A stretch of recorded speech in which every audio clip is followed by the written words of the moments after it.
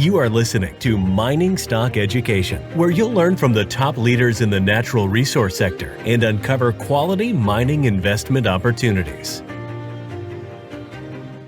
Because the shares now are basically screaming that the gold price is going down to 1,800. You've already had a COMEX close below 1865, which tells me, along with the shares showing relative weakness here, that the gold price is going to go down there. But on the other side, on the flip side of that, a lot of these juniors that are basically de-risking high margin projects, they've already bought them. Their stocks have already bought them because their projects make sense at 1,800, make sense at 1,700, make sense at 1,600. So these stocks are bifurcating and they've already bought them. It's your job to find out where those stocks are and what you think they're worth before you buy them. This is Mining Stock Education. I'm Bill Powers. Thanks for tuning in. You will be getting an update from the one and only Junior Miner Junky, David Erfle, today. If you're not familiar with David's service or his insights, head on over to JuniorMinerJunky.com. If you're watching on YouTube, you see the address on the screen, or if you're listening in audio form, you can click the link in the show notes. David, welcome back on to Mining Stock Education. We're coming up on the end of November, Thanksgiving time for us United States citizens and investors. About this time every year, we think about tax loss selling, and we're thinking about what we might want to liquidate in our own portfolios, or perhaps we're perusing over our buy list and seeing what companies we might want to pick up. So in this tax loss selling season, how are you analyzing it? What moves might you make? Thanks again for having me on, Bill. Just recently fortunately, I had one position just one position that I'm down on, and I sold it as it's pretty much an optionality play on the gold price, meaning the PEA they just released was done at 1,550 gold. So if you take a look at some of these companies that are putting out PEAs and they use a base case of anything higher than 1,350, the market's going to treat them as an optionality play, and they're most likely being sold here as the miners look like they're telling us that gold's going to test $1,800 here on this move before we see a sustainable bottom. So 1,800 is the floor that you see. You don't suspect? I think so. Yeah, that 1,750 to 1,800 area, that's really strong support. I mean, because it was really strong resistance going back to the last bull market. During the last bull market, the gold price never closed above 1,800 on a monthly basis, and it of course it went to 1,920 on that huge move, but it never closed above 1,800 on a monthly basis. So you see it came after it went up to that 1920, 1925 area. It sold off pretty hard and then came back up to back test 1,800 more than once. So that was really strong resistance, and now it's really strong support. So when you're looking at a gold development company that's at the economic stage, they're doing a PEA, PFS, or FS, what number and what gold price do you want to see them using at this stage in the game? I'd like to see them use 1,350 or lower. I mean, I've got stock in one company that I believe is a near-term candidate that used 1,050, and the project is economic at 1,050. So what you're seeing right now, Bill, is you're seeing a lot of these optionality plays being sold here, and you're also seeing these high margin projects are bifurcating from the market, meaning they're going higher as the sector is correcting. Because the M&A has started to heat up here over the past few weeks. So what you want to do is, if you're looking for value, of course, you're going to take a look at these optionality plays that are being sold here, but understand that they're going to need higher gold prices, and you got to be pretty confident that the gold price is going to stop at that $1,750 to $1,800 level. Because it doesn't. If it goes lower than that, then these stocks will get hammered even more. A bellwether stock that you look to is Bear Creek Mining. Have you been paying attention to that stock, and what might it be saying right now? Oh, sure. That's a company that I've been holding for quite a while, and I don't know if you saw that a zinc mine in South Africa was just shut down, and the zinc price just hit an 18-month high. That stock is also has leverage to the zinc price because there's a lot of zinc in that project. That's a silver deposit in Peru. But they are in the finance stage. So they're looking to finance that project, which has a pretty high capex of about $500-600 million. So it's basically it hasn't really sold off much, but it hasn't really gone up much either. It's still consolidating the huge gain. But the stock is holding up really well here. A growth-oriented producer that you've publicly been on record holding and liking is Teranga, which just is going to merge with Endeavour Mining in Africa to form a larger African gold producer. There was virtually no premium. I think it was like 5.1% on that one. What are your general thoughts and reaction as a Teranga shareholder? Well, I'm kind of happy on one hand, but kind of disappointed on the other. I've been in the stock for quite a while. My shareholders have too. I sold it this week on the news of this merger, as the company will now be one of the largest gold miners in the world, and it will be the largest gold miner in Africa, as Endeavour is now an acquirer. I also owned Endeavour way back in 2016. I was fortunate to get in it really early when the sector was made a significant bottom down there in early 2016. And but I sold the stock a few years later as it started to trade sideways, when management was basically coming out and saying, look, we want to build this huge behemoth gold company. And I'd rather be in a stock that is looking to be acquired as opposed to a stock that is an acquirer. And so I sold Endeavour for basically where it's trading at now. It's traded sideways since then, because since then they've also acquired Semifo. And as far as the Teranga deal is concerned, I was hoping they would get a U.S. listing. I really like their Côte d'Ivoire properties. They've got a project down there that looks really, really good.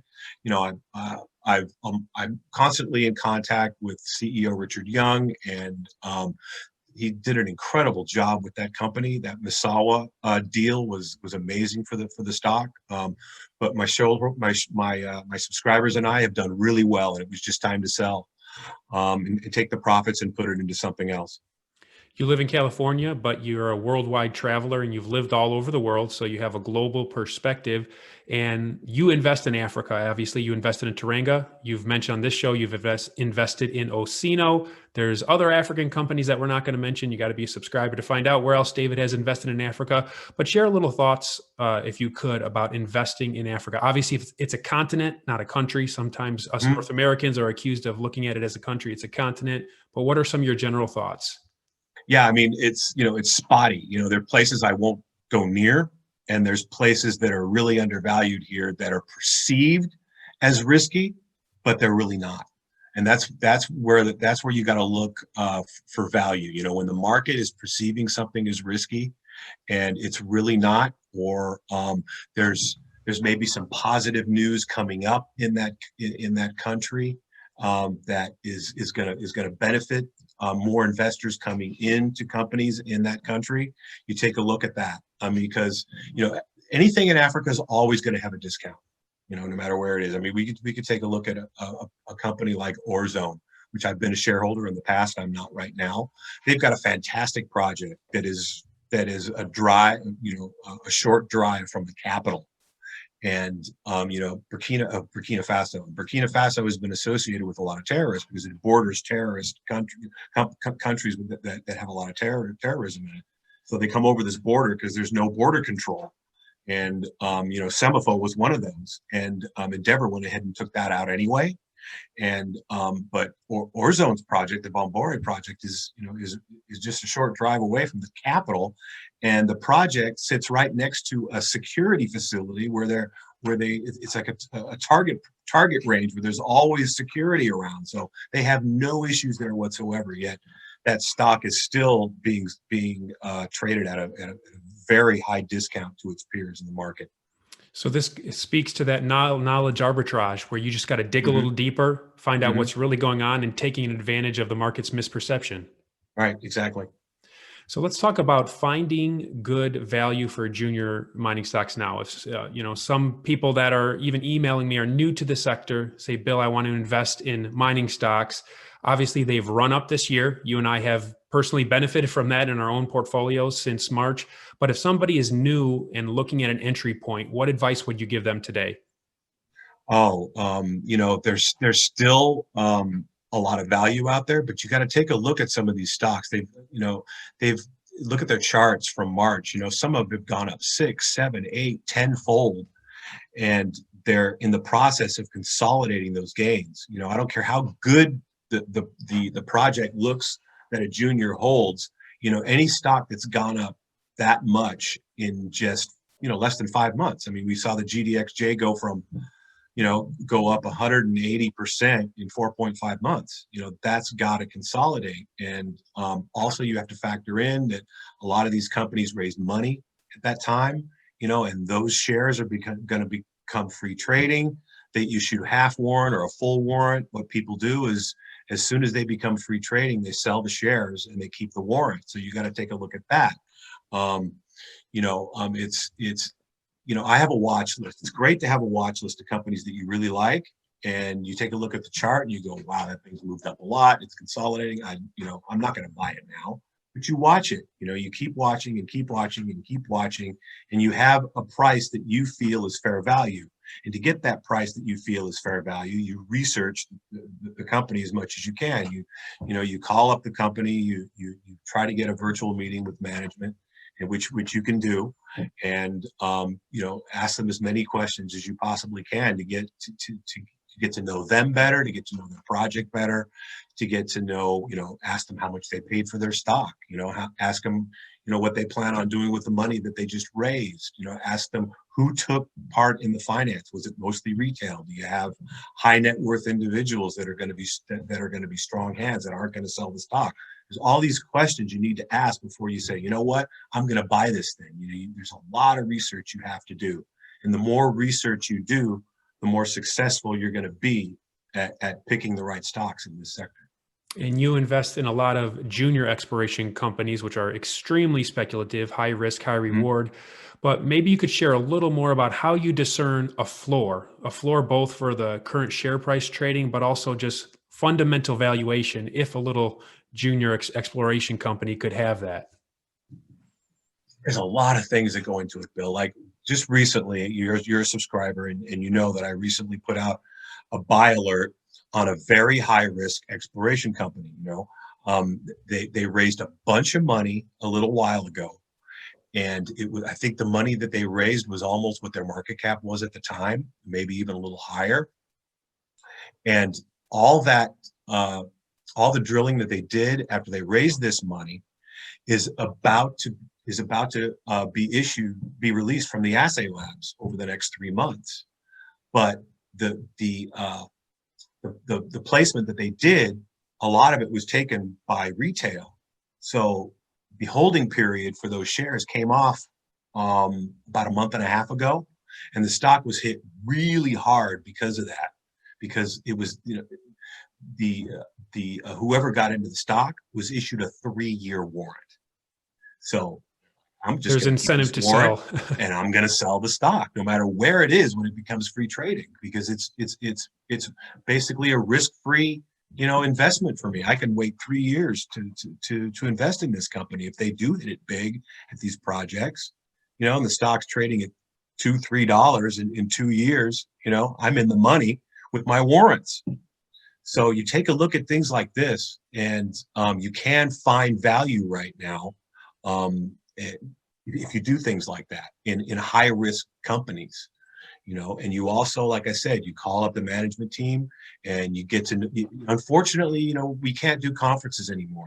This is what was great about these conferences, these mining conferences. You could go to these conferences and you could talk to these people in person. You can look them in the eye, sit across the table from them, get a feeling of, what type of person they are. It's more difficult to do that in Zoom meetings and doing all this virtually, but this is what we're reduced to now. So, which makes it even more important to do as much research as you possibly can. Copper has one of the best looking 6 months charts. Are you looking for more copper juniors right now, or perhaps gold juniors with more copper exposure? Yeah, that's a great point. And zinc also, like I said, the zinc price just went up, so much recently. So yeah, I mean, silver and gold are still my favorite, because of the macro fundamentals are just screaming buy here as this sector is consolidating now. I mean, you take a look at the sector, it usually makes the gold price usually makes a significant low in July and or December. This year we made a significant high in July, and it looks like we might make a significant low in December, because the shares now are basically screaming that the gold price is going down to 1,800. We've already had a COMEX close below 1865, which tells me, along with the shares showing relative weakness here, that the gold price is going to go down there. But on the other side, on the flip side of that, a lot of these juniors that are basically de-risking high margin projects, they've already bottomed. Their stocks have already bottomed, because their projects make sense at 1,800, make sense at 1,700, make sense at 1,600. So these stocks are bifurcating and they've already bottomed. It's your job to find out where those stocks are and what you think they're worth before you buy them. Excellent. And last question, Dave. A lot of times you point out that uranium juniors tend to bottom around this time, if I recall. So are you looking at any uranium juniors right now? And they did again this year. I mean, the first week of November, the uranium juniors have bottomed. There's one on my watch list, as you know, and but I'm still iffy about uranium. It's just such a tough sector. I mean, there's been so many false bottoms over the past few years, and I would only probably get into that one stock that's on my watch list, and I might get into it before the end of the year. I'm not sure. It all depends on what I find out here with the cash I've just built up and all the research that I'm doing. All right. Well, Dave is the Junior Miner Junky. He's a walking encyclopedia of not just the last 15 years in the junior mining sector, but what's going on currently, as you can see, talking to me with no notes. So to learn more about Dave's service, head on over to JuniorMinerJunky.com. Dave, really appreciate the monthly check-in on Mining Stock Education. Thanks for joining me. Thank you, Bill. Always enjoy it.